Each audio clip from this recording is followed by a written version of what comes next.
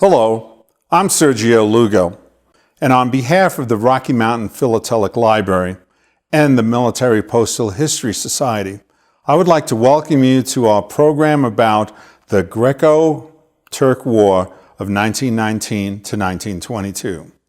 Joining me is Patrick Lugo, who will be your guide in examining this little-known post-World War I war. Hello, I'm Patrick Lugo. During this video, we will look at a brief history of the region, the aftermath of the war that led to the destruction of the city of Smyrna, the resulting humanitarian crisis, and the collapse of a 3,000-year dream of Greek expansion. Let's begin with the brief history of the region. In September 1922, the American Black Sea Fleet, a contingent of the U.S. Atlantic Fleet, began relief operations in the Aegean Sea area of Turkey. Its mission was to provide assistance and to protect American lives and interests in the war-torn area. During the mission, a seaman aboard the USS Parrott photographed some of the events surrounding the relief effort. His photographs were made into real photo postcards, which you will see throughout this video. Beginning in the 6th century, the Orthodox Christian Greeks dominated the Byzantine Empire. In the 13th century, the Ottoman Empire sprang from the Muslim ethnic group of Seljuk Turks. The Byzantines were vanquished by the Ottomans in the 15th century. In the 18th century, the Ottoman Empire began losing control of Greece in the early 1800s. In 1881, the Ottomans ceded additional territory to Greece. By 1913, at the end of the Balkans War, the Kingdom of Greece expanded further. The Megali idea was a vision for the restoration of a greater Greece on both sides of the Aegean. That vision embraced the territories with Greek Christian populations in an expanding Kingdom of Greece. This map highlights the extent of the vision in yellow. The Greek homeland occupies the western peninsula with the Megali idea extending into Asia Minor. As a victor in World War I, the Greeks pressed their demands for expansion at the Neuilly Treaty negotiations. Their claims were recognized and Greece secured Western Thrace in November 1919 and Eastern Thrace and a zone around Smyrna in the Treaty of Sèvres in August 1920. The vision of the Megali idea was beginning to be realized. The Greek leadership decided that a buffer zone around the Smyrna region was needed. The increasingly combative Turkish nationalists were seeking to reverse the Neuilly Treaty. In the early summer of 1920, the Greek army began an assault towards Ankara, at the time known as Angora, the seat of the Turkish nationalist government.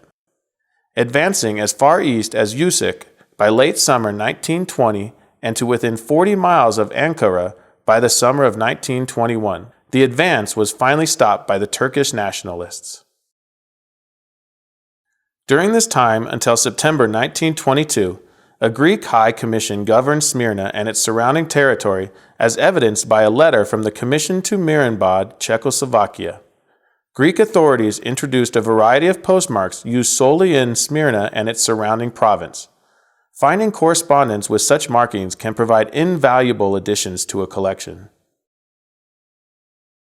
As Greek dominance extended eastward, the need for town cancellation devices to process mail increased. Over 50 Greek town cancellations were created for the conquered area.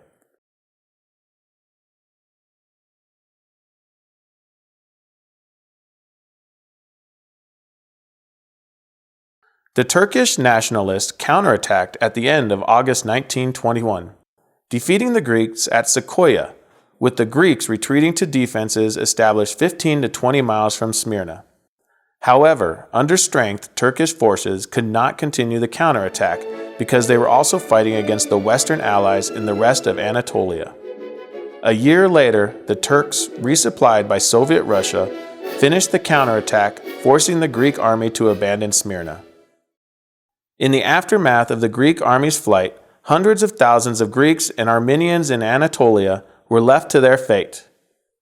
The Greek army retreat from the Aegean coast enabled the Turks to reclaim some of the port cities. Real photo postcards show the Turkish reoccupation of those port cities, such as Chesme. The nationalist Turk success reversed centuries of Ottoman defeats and the loss of much of the empire. September of 1922 became retribution time for the Turks under the nationalist leadership of Mustafa Kemal, who was also known as Kemal Ataturk. Then began the flight from ancient haunts by the Greeks, from such places as Kuluk. The collapse of the empires surrounding the Black Sea following World War I led to the creation of the U.S. Black Sea Fleet in 1919. The fleet's mission was humanitarian food assistance and refugee evacuation. Consisting of primarily destroyers, the fleet was commanded by Admiral Mark Bristol. He was also the High Commissioner for the U.S. to the Ottoman Empire.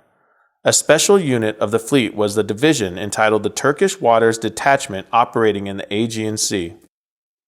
The USS Scorpion was the station ship and control center of the fleet. In addition, it acted as the fleet's main post office. The fleet consisted of up to 50 ships throughout the Black Sea theater of operation. Many navies operated in the Black Sea to assist citizens of their countries. The U.S. Navy took on the added responsibility of evacuating foreign refugees.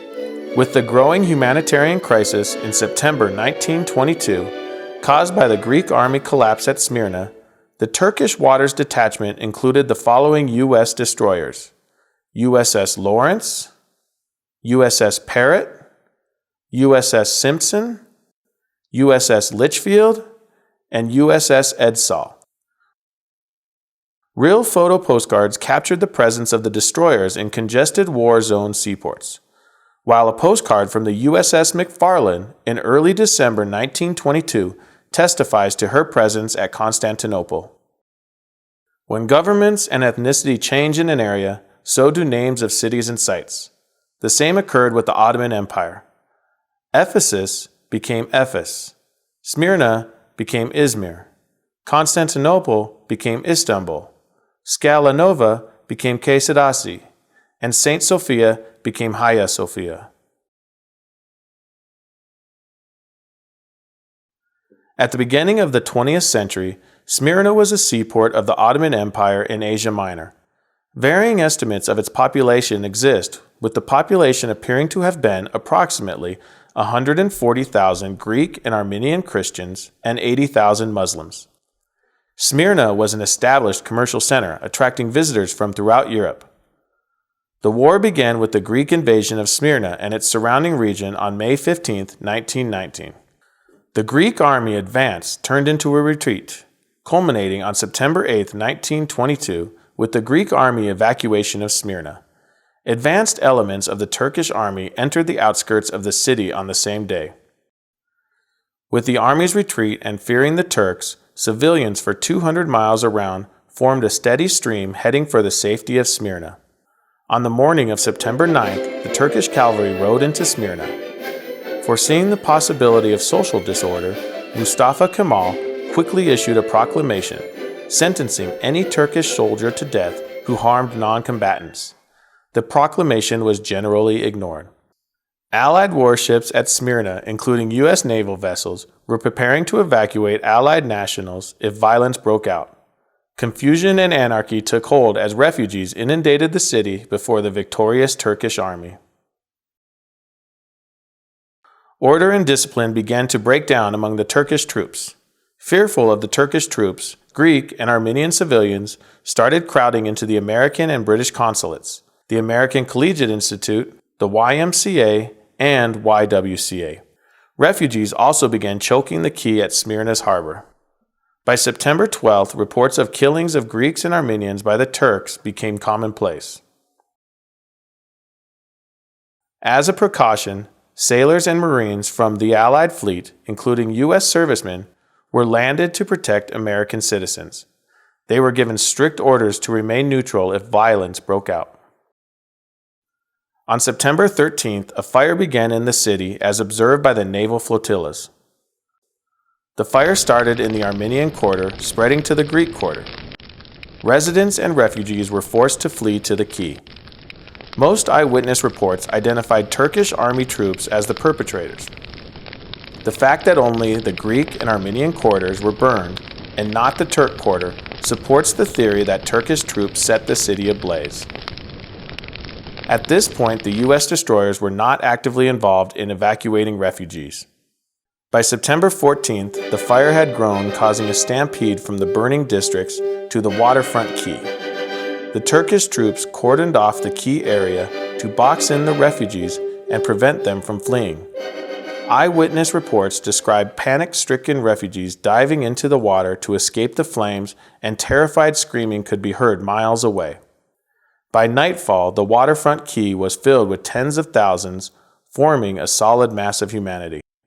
By midnight, at the direction of the senior naval commanders present, the standing orders to observe neutrality were set aside, and the British Navy began to evacuate refugees to the American destroyers. On September 15th, the fire began to die out.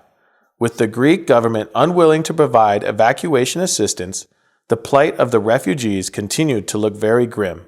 Despite the British and American evacuation efforts, the refugee population at the quay continued to grow. Naval forces found it difficult to maintain order in the refugee rush to board the rescue boats. Due to the panic, one of the rescue boats capsized, further slowing the evacuation process. Depending on the source, the number of refugees at Smyrna ranged anywhere from 50,000 to 400,000.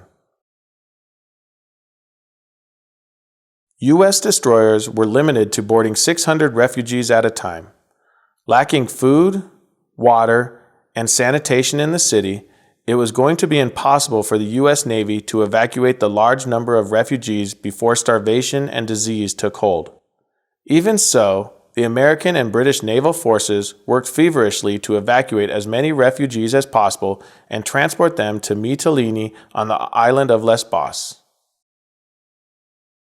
Thanks to the unceasing efforts of Asa Jennings, an employee of the Smyrna YMCA, the Greek government on September 23rd agreed to provide shipping for the evacuation. Beginning on September 24th, the Greek battleship Kikis and 9 other Greek ships, under the protection of the U.S. Navy, arrived at Smyrna and began the evacuation effort. 2 days later, a total of 17 Greek ships augmented the effort. On October 1st, all of the rescue ships left the port with the last of the refugees on board, having rescued an estimated 150,000 to 200,000 refugees. The estimated death toll by this time was in the tens of thousands. With the termination of the Smyrna evacuation effort, the U.S. Turkish Waters Detachment continued rescue efforts at other cities. The destroyers also provided assistance to civilian relief agencies, such as the American Red Cross, Near East Relief, and the U.S. Food Administration, all of which provided food and evacuation assistance to thousands suffering from famine. Those destroyers traveled up and down the Turkish Aegean seashore, picking up refugees from such places as Ayala and Adalia. The USS Parrot was one of the destroyers in the Turkish Waters Detachment in such places as Samos. An armistice was signed on October 11, 1922, requiring Greece to give up areas in eastern Thrace and western Anatolia, and islands in the Aegean. That agreement was ratified as the Treaty of Lausanne. The treaty provided a little understood ethnic relocation provision. It called for the forcible relocation of Greeks and Muslims living in areas controlled by the opposing state. An estimated 1.5 million Turkish Greeks were relocated to Greece, and 500,000 Greek Muslims were moved to Turkey. These relocations were carried out by various navies after the signing of the treaty. This treaty brought to a close the Greco-Turk War of 1919 to 1922. The fire created substantial damage to the city's infrastructure. The core of the city was rebuilt from the ashes. With the Turkish victory, the name Smyrna was changed to Izmir in the Ottoman Turkish alphabet. Not until 1928 did Izmir become the internationally recognized name. By the early 1950s, much of Izmir had been rebuilt with dramatic changes to the key area. Today, Izmir is the third largest city of Turkey with a population of over 4 million. It's a modern city and one of the main hubs for exporting various agricultural and industrial products. Approximately 100 acres, of the former fire area is a vast park serving as Turkey's largest open-air exhibition center. During the time of the Black Sea Fleet's deployment, U.S. seamen and civilians used naval and land-based post offices for their mail, using 4 different postmarks. A postmark with the ship's name and date range between 1919 and 1923. A postmark consisting of 3 horizontal bars with Constantinople and Turkey between the bars. A handwritten manuscript cancel stating the Turkish waters detachment. A cancellation from land-based British post offices in Constantinople. We hope you enjoyed this journey into a little-known part of history and postal history. It's been my pleasure to be your host, and I hope that you will join us in other video offerings. Our thanks to Alfred Kugel for providing much of the material shown in this video. We also want to recognize the unknown seaman from the USS Parrott who recorded many of the previously unseen real photo postcards documenting the Smyrna fire and the rescue effort. On behalf of both the Rocky Mountain Philatelic Library and the Military Postal History Society, we would like to thank you for watching.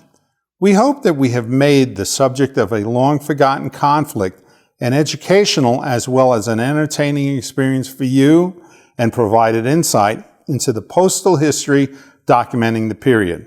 As the largest organization specializing in issues of war and peace through postal history, the Military Postal History Society would like to invite you to visit their website for more information and to become a member.